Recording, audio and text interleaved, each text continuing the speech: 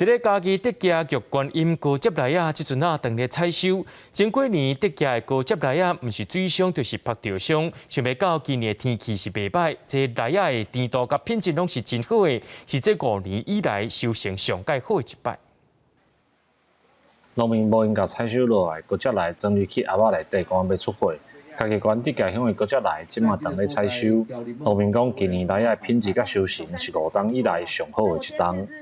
进前拢这周有暖冬寒海干旱，今年来啊状况比往年加较好啦，发了细也好，来啊嘛较有大粒，产量嘛较有比往年加较好安尼啦。嘉义县德家乡种植高接来的面积有73公顷，一年的产量有1400吨，逐当5月到8月拢是采收的时间。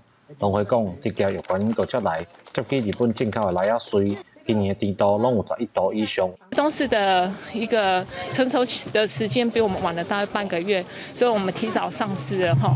玉观音高阶里，然后它的甜度都11.5度以上，然后它的含水分大概89.3%。